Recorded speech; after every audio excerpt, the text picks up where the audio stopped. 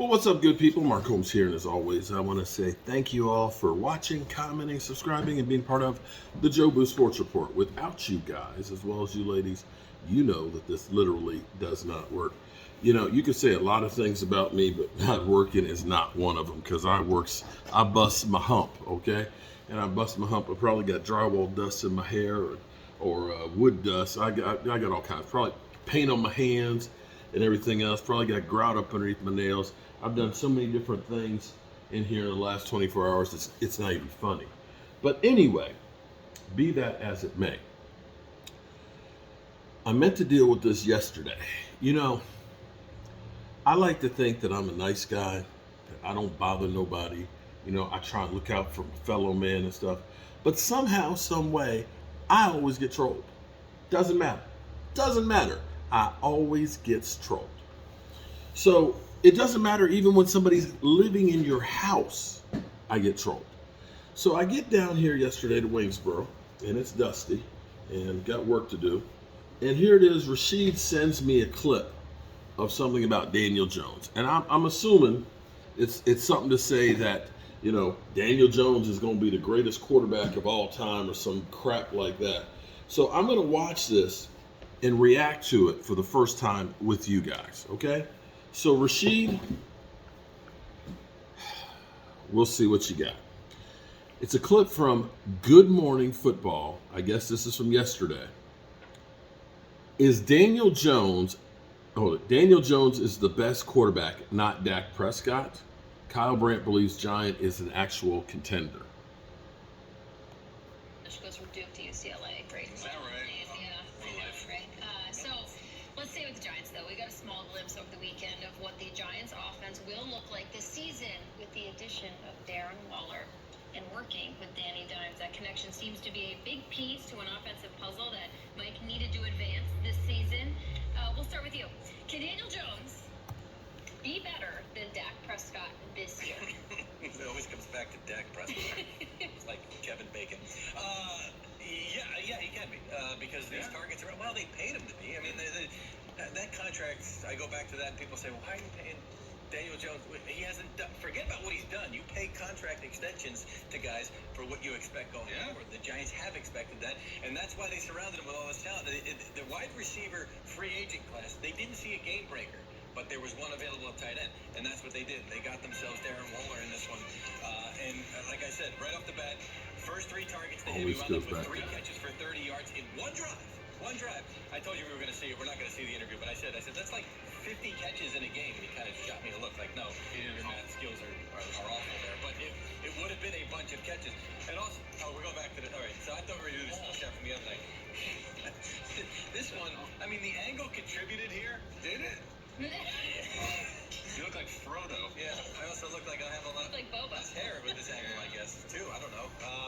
Damn. So that's Darren Waller. That is Darren Waller. I mean, that's back in training camp. I also interviewed him after the game the other night, and the size difference was there as well. When he arrived, I remember Shea Tierney, the quarterback's coach, there saying, like, he was blocking a doorway. Like, blocking the whole door. Not like just blocking the doorway. So, not only does he have that size, he has that athleticism, that skill set. It's possible. Yes. I'm going to answer that. Yes. We've had a lot of sizzle with Darren Waller. Everyone's always really impressed with him because he's so talented, and he put up some big numbers a couple years ago. And then the last couple of years, it's like he's the guy you reach for in fantasy, you expect big things, and then it just kind of didn't work out with the Raiders for whatever reason. Fresh start now. Is there a buzz about him or in camp? Like, I think he's a mysterious figure. Like, tell us more. Oh, there's a buzz. And when I asked him about that connection, I said, oh, you seen that connection on the field? He was kind of like, dude, we've been doing it on the practice field every single day. And they have. And when they finally went to padded practices and team drills, it was like all of a sudden, boom, there were those splash plays. And the impact for him is not just going to be from the plays that he's making, it's the plays that he's opening up for everybody else, because he must be accounted for from defenses. And now you add Paris Campbell, who can hit you some stuff up top, Jalen Hyatt, who had a ball go off his hands the other day and then came right back with a touchdown over the top. So that was a good sign from him. Look, they've got pieces. Last year, they had a bunch of guys, and the timing of the system with the passing game wasn't working out. Well, now they've got guys that they think can work well in the system, but also have that athleticism. So that's why I think that, I hope so. I think the question is framed because there's this impression that Daniel Jones is ascending and that Dak Prescott is steady. Like that he's just who he is. the answer to the question is Dak Prescott can't let him be better than him. Like, he needs to get better. And everyone got their hair blown back when he said the thing he said about I'm not going to throw 10 interceptions. And maybe he will, maybe he won't. But, Dak Prescott should be furious about this question. It's because the idea is that at best he's staying steady, but maybe he's coming back down. He can't. It's like, yeah, you look at some of these great quarterbacks, they're getting a little bit older. Like, I think Dak's going to play at 30 this year. They keep getting better, redefining themselves. Like, look at Rodgers, for example. He had the early ascension to rock star status, and then he had this late MVP push that's when the game's supposed to pass you by, and you're not adding new skills. You got to constantly be getting better and better. Like, if Dak Prescott is the same quarterback this year, it's going to be the same Cowboys this year. So the answer should be no. Daniel Jones might get a lot better, but he still can't catch Dak, because Dak's going to improve too. Yeah, this is a very intriguing one because Daniel Jones looked really good. Brian Daboll is a great offensive-minded coach. Having played against him for so many years while I was in New England, you knew going into that, no matter how many plays you watched on film, somehow or another he was going to trick you into something. And seeing him paired with Daniel Jones, we've seen a different version of him. I think sometimes we get excited of what we see the here and now. It's just like, oh my goodness, Darren Waller's there, Brian Daboll, Daniel Dimes, they're just going over the top. Dak Prescott has been really good, and obviously the Cowboys have fallen short in the playoffs, but they've been in the playoffs, and Dak Prescott hasn't thrown double-digit interceptions year after year. That's just not something that he has done. Although he's fallen short, I think when you look at what Dak Prescott has around him, adding Brandon Cooks, having CeeDee Lamb, Michael Gallup as his third option. Yes, Darren Waller to me is a stud at tight end, and he's a guy with his speed, his ability. But I don't look at this Giants offense and look at them as they're just stacked on every single level. And now you have a Daniel Jones who's taking off. Yes, they've gotten better from last year, but this Dallas Cowboys offense is really good. I think I've entered officially a 3-horse race in our Kirk Cousins, Dak Prescott, Daniel Jones conversation of if you want a guy in the fourth quarter on a game-winning drive, who are you going to pick to be your quarterback in the NFC, let's say. And Daniel Jones has an opportunity to be the guy that you pick in that situation this season.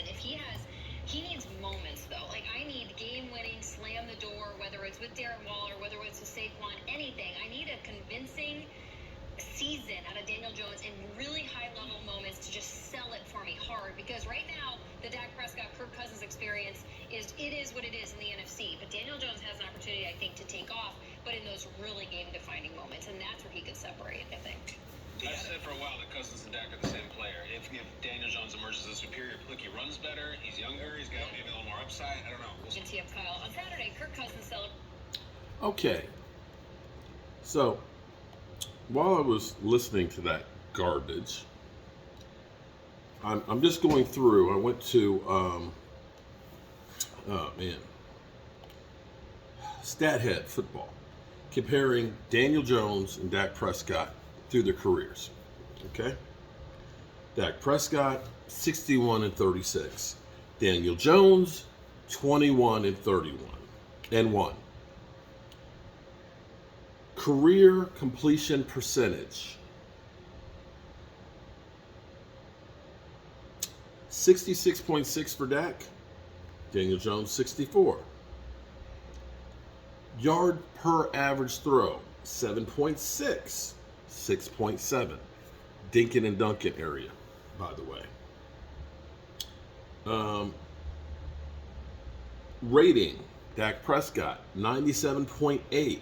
Daniel Jones, 86.5.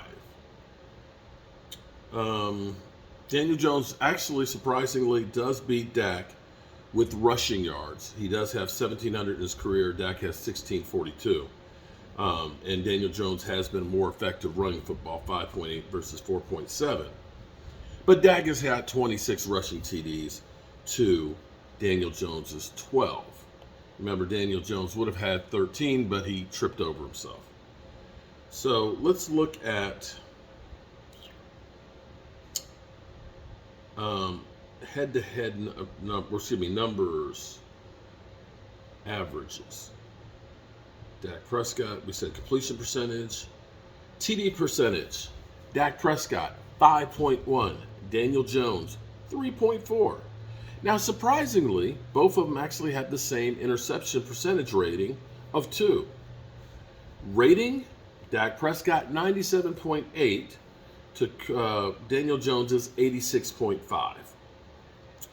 So, I'm trying to understand, and let's do something else here. I know it's a very limited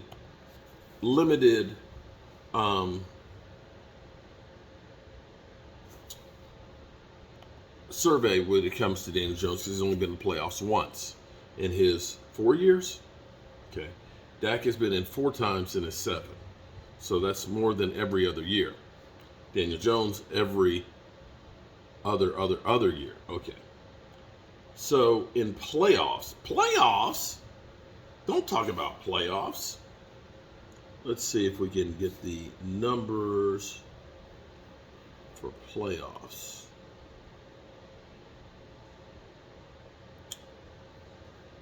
Passing accuracy, playoffs.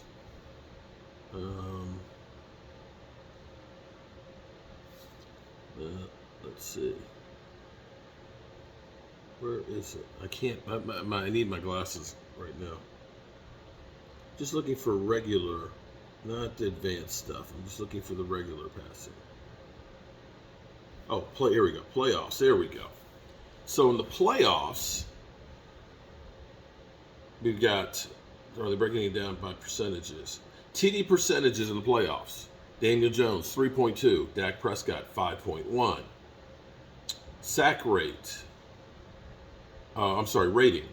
87.8 for Daniel Jones. Actually pretty good. Versus the Eagles, that's actually really good. Dak Prescott, 92.3. Sack percentage. Daniel Jones, 11.43. Dak Prescott, 4.8. Yard average, Daniel Jones 7, Dak Prescott 7.2. Yards per completion, 695 for Daniel Jones, 719 for Dak. So, we have this Rashid revisionist history that Daniel Jones is better than Dak Prescott. Not by the numbers, bro. Not by the numbers. But hey, everybody's entitled to their own opinion. Peace.